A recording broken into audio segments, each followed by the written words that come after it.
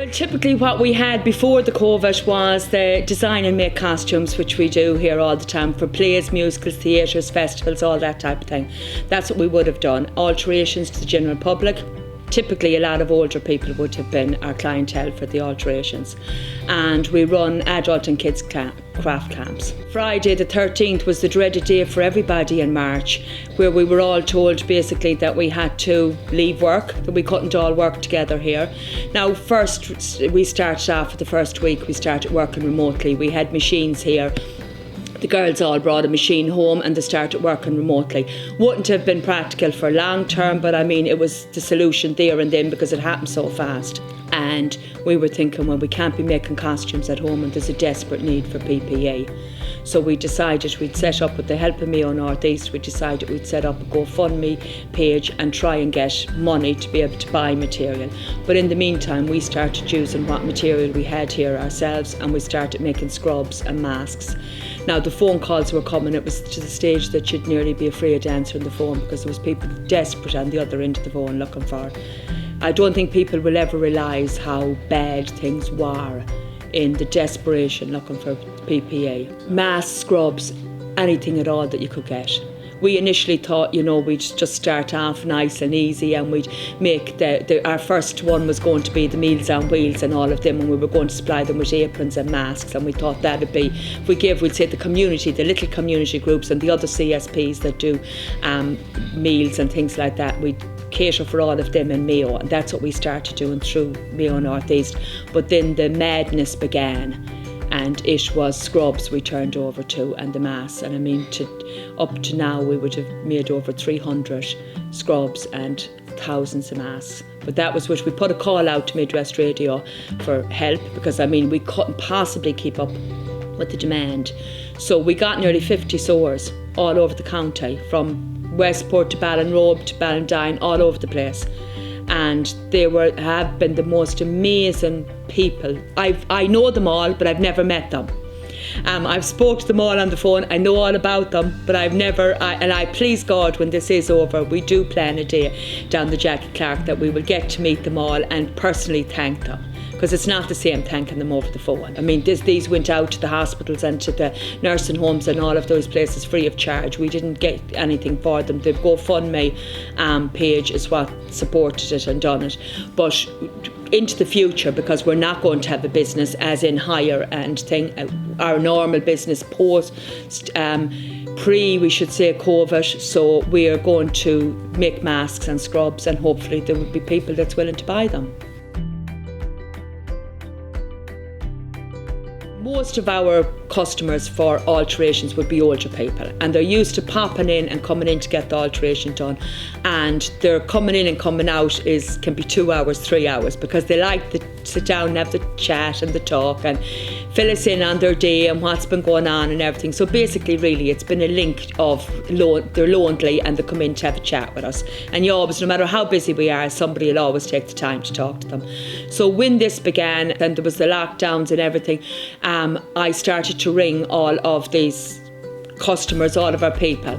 So we, out of the over the 60, there was 49 of them that did want me to continue calling them. So I make 49 calls every morning. I come in here in the morning after 8 o'clock and I'm on the phone to do, and I listen to the news or what happened to them for the day and think. Loneliness is a huge part of it. It really, really is. It's a huge part. The fact that they have to get somebody else to do their shopping, to get their prescriptions, to do all that, they're giving up their independence. Now, I think the only thing that makes it a little bit easier is the fact that they would be very familiar with me and they would know me, so they don't see, but I mean, it's a huge, one of the ladies that we do the shopping for, God bless her, she sends, the list comes and it tells me what shelf in Dunn's I get the shopping and where exactly it is, the step by step of where everything is in the shop. You'd never need to have walked into the shop, you could go by the list. But that's their way of trying to, help you, to give back, but it is, loneliness it's shocking for them. It's the isolation, it's the not able to go out. Another thing that we ended up doing, what we thought was going to be for 2 weeks when we were initially closed down with the COVID-19, because that's what we were told. But anyway, we started off because we had kids booked in for the camp, so we decided we'd attempt to run a webcam, an online kids craft camp. But it's trying to think of something to do with kids every day, with stuff they'll have at home. That's the very difficult. Normally when the kids come to our camps, we supply all the material, so you just put everything down, you don't think anything of it. But now when the kids are all at home and they're not able to go out and they weren't able to go shopping or anything, you have to be very mindful that it is stuff that they will have around their house. And we've over 1,000 people tuning in every day. So where they're from or I don't know anything about them, but all I know is that we're not familiar. This is all totally alien to us. I mean, to use a computer to type, I'm fine, but don't ask me anything else. So when the webcam was set up, Ray Ford came in and he gave us the loan of the webcam. We don't even own that, and he set it all up for us to do it. But we've had to bring him in now a few times with technical issues. I suppose we'll continue as we are. I'll come in the morning after 8 o'clock. I'll make my phone calls to all of my friends, we call them at this stage, and doing it, catch up on what's been going on for the day with them, and do they need anything. Sometimes they need prescriptions, they need shop and whatever, and then some of the girls, the staff will come in and they'll take the list off me and they'll go and they'll get the shopping and they'll get the prescriptions, and in the evening time I'll go and I deliver them. But while all this has started, there's one thing that has, the community spirit is fantastic. As you saw there coming in, we have the Mayo Search and Rescue. They're religiously here every week coming to collecting stuff for us. Nothing is any problem to them. We have so many organisations and groups working, as well as the amazing volunteers that has been all over Mayo. So the plan is we'll all have a party when this is over, and we get to meet up and catch up on what's been going on. Now, I'm very sorry, I'm going to have to cut you short because I have to go live for the kids' craft camp.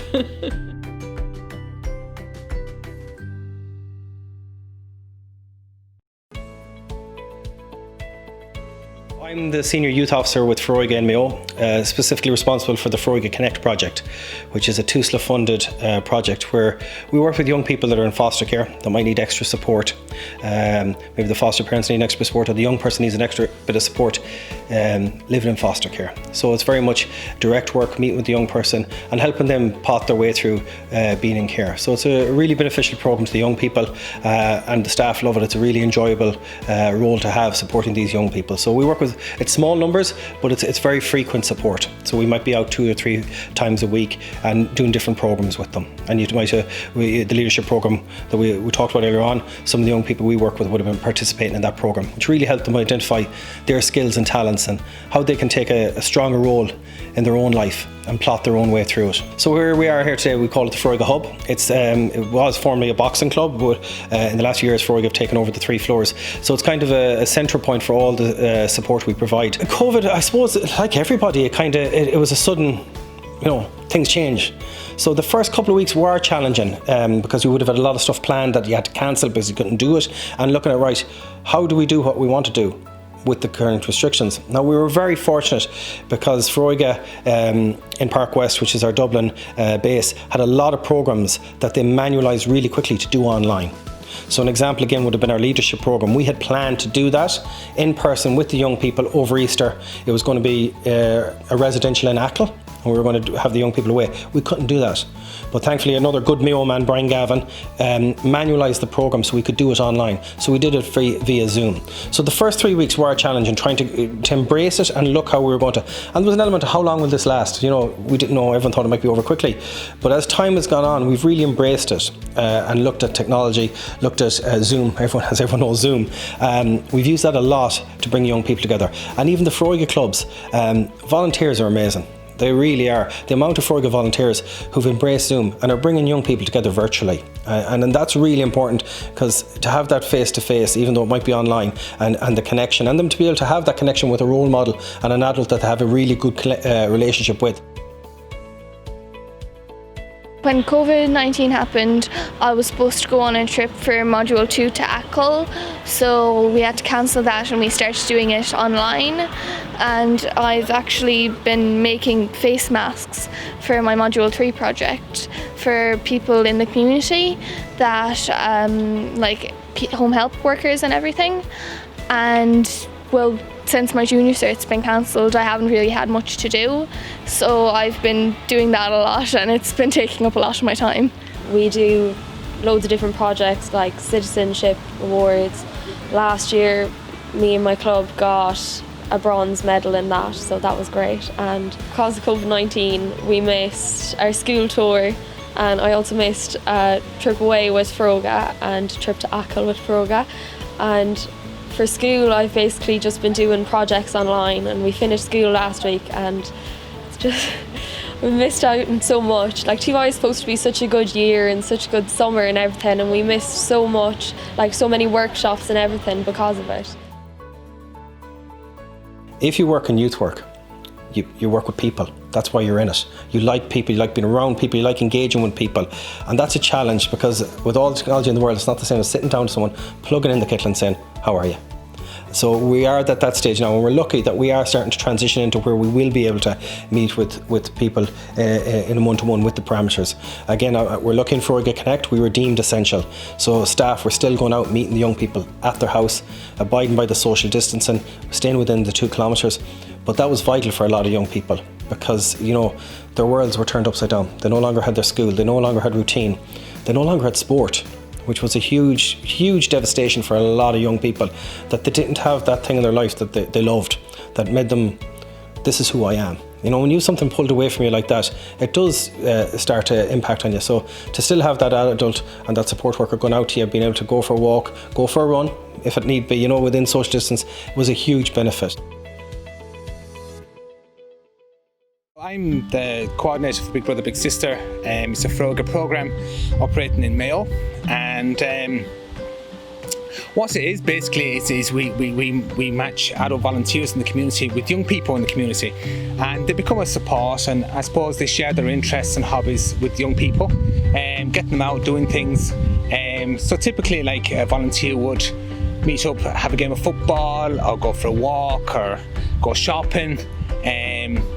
And they'll do that every week, and it's just some really good friendships develop, and they last months and years, and you know, the young people really enjoy it, and the volunteers get an awful lot out of it as well. They get to do things that they wouldn't normally do, you know, and spend time in the company of a young person, and maybe just sharing their interests and hobbies.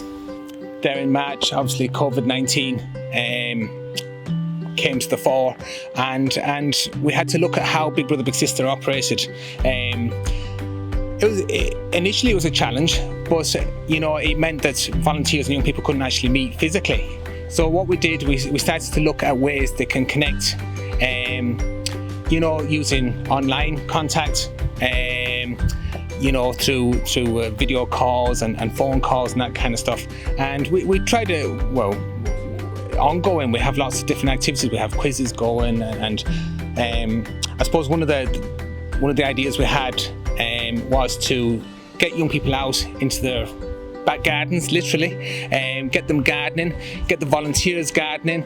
I suppose they have a little bit more time than maybe they would normally, you know, and it's been a real success. You know, it's something a little bit different that maybe a young person and a volunteer in many cases wouldn't normally do, you know. So real success, and the weather has been brilliant the last few weeks, and you know, we have young people right across the county sowing potatoes, sowing strawberries, sowing plants, flowers, and I suppose we were really encouraging young people to look into their gardens, the wildlife, the insect life, the biodiversity kind of thing. We've been sending them information, so it's been a great learning opportunity for them. And I suppose the other thing as well is, you know, families have come together. You know, we have parents doing some gardening with their children, and that's been a lovely aspect as well of the initiative, you know. I think COVID-19 is definitely hard on a lot of people at the moment. I feel like it is getting a bit better, but like it is still really hard on a lot of people. I feel like we are getting through it. So the garden is really good with Big Brother Sister because it gets you out, gets you doing something new, and I find it really enjoyable. Like it's just trying something new, and it takes your mind off everything, and it's a really nice outcome at the end. So we normally do. Sometimes we would do 3D printing. Sometimes. Games on the computer, sometimes the computer Kahoot and then sometimes we would do some other games. The garden is very fun. As I started taking up gardening with the garden packs, it was very fun, and it's very test your patience. We've received a lot of support from lots of causes. I suppose most notably Pádraig Hawkin of Hawkin's Garden Centres has really come on board, and he has offered to send a veggie pack to all the young people in doing Big Brother Big Sister, and that consists of a veggie pack, a vegetable, fertiliser, compost, and he's been very, very generous and far exceeded what anything that we could have dreamt of. So young people are right across Mayo, right across Ireland are getting one of these packs, which is fantastic. This is something we'll probably look at doing again next spring, next summer, as an annual kind of initiative that will continue.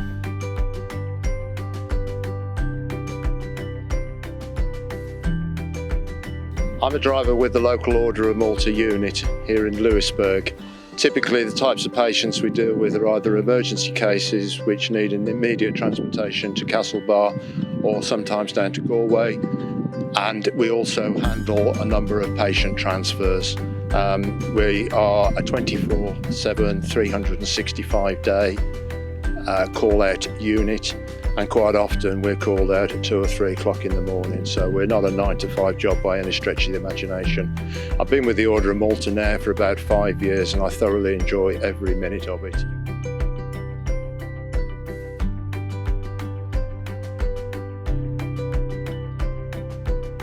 Since COVID-19, however, we've had to make certain adaptations, and I also run the local Meals and Wheels here in Lewisburg, and what we've done again to support the local and assist the local community is joined up with the Order of Malta in terms of delivering essential supplies to those vulnerable members of our society who are unable to leave their house due to cocooning.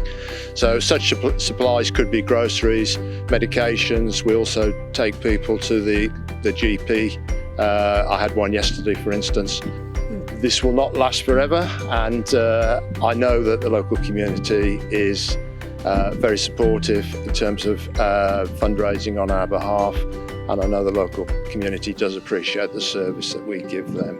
We have a very active unit here in Lewisburg, and age ranges from 18 up to sort of my age, which is a little bit more than 18, but we work well together as a team, and no matter what time of day we're called out, we will always be there to help anybody who's in need.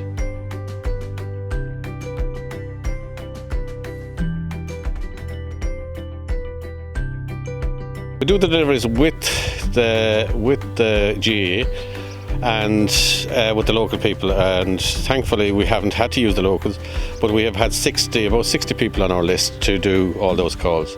At the moment we do 2 calls a day, 11 o'clock in the morning and 2 o'clock in the afternoon. It has made life difficult. Town has got so quiet. The one thing is that people are adhering to what's supposed to be done. It's brilliant.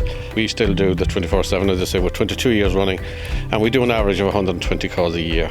It has made our calls so hard to do. The driver has to come in and he has to have his mask. As you can see, the mask has to go on. This is usually the one we use. There's another one, a more severe one that we can use, and they have to be put on properly. Then we use the shield, which is just down, and you have to be in behind that. The club is here in existence since 1929. We cater for all ages from under 6s up to our senior team. I suppose this time of year we'd be very busy with games and training. This would be the real busy time of year. You could have 2 or 3 games here most evenings of the week. but unfortunately COVID-19 has put a stop to that. So because of the lack of game time, the lack of training, the lack of activity, we've turned our attention to helping out in the local community as best we can with doing home deliveries with our Order Malta and our local Meals on Wheels service. And COVID-19 it dies down and I suppose moves on, we're really looking forward to getting back out here onto the playing surfaces. As we can see, they're in outstanding condition due to the lack of activity the last 9-10 weeks. So we're really looking forward to getting back out, training, playing, mixing with our teammates and our friends again.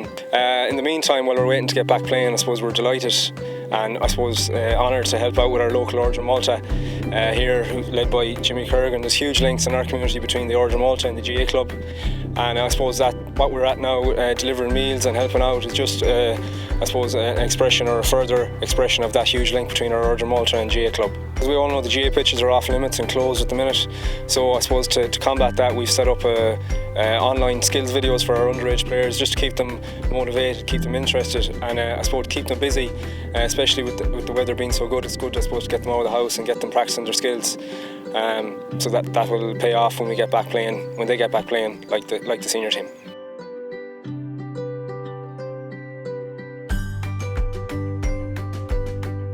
Well, the Order of Malta is absolutely vital in this area anyway, and then they organise the volunteers to bring the shopping for us when we can't go into shops anymore. And Gala have been absolutely wonderful. You ring up with your order, and then if they haven't got what you want, they're even ringing us to say, can we replace it with something else? So it has been absolutely vital to us, hasn't it? They even sent my lottery winnings up today, so that can't be bad, can it? I've done very well with that. So they really, listen, the staff have been great as well, so, we couldn't ask for more. We use the service twice a week, usually on Sundays, so we get the Sunday newspapers, and then again on Tuesdays, so we get the Mayo News and the Independent and the lottery tickets. So that's quite important, but it works very well. And my neighbours also use it, and they're very, very impressed with it. So we're quite happy. Yeah, the COVID, it is a problem not to us but everybody else as well. It does spoil your life. You can't go down to look at the valley, for instance. Rhododendron bushes will be out now. It's a wonderful sight down in Duloc, and we can't go and see that. Can't go into town, can't go anywhere, can't drive very far. Well, you're not even go out of the house, in fact. Well, until a couple of weeks ago, we couldn't go beyond the gate, could we? No. So I've got a very old and ancient dog, but he does like a walk, and he wasn't getting one. So, even that was, people have had it a lot harder, I'm not saying that, but it was a big inconvenience. So, and it's nice to see a friendly face coming with the goodies anyway, so that's great. And the youngsters doing their bit as well, so it's all good. Mayo News Day, so we'll look forward to going through that, and everything will be here because it always is. Regardless of the time or day, and often we get call outs at 2 or 3 o'clock in the morning, we like to think that the local community can rely on us no matter what the time or the weather. So we've been out in the middle of a field in the pouring rain, we've been out at 3 o'clock in the morning. We're there for the people of this community. We all enjoy doing this type of work, albeit on occasions it can be very sad. But we know we have a great support in the local community, and that means so much to every single member of this unit.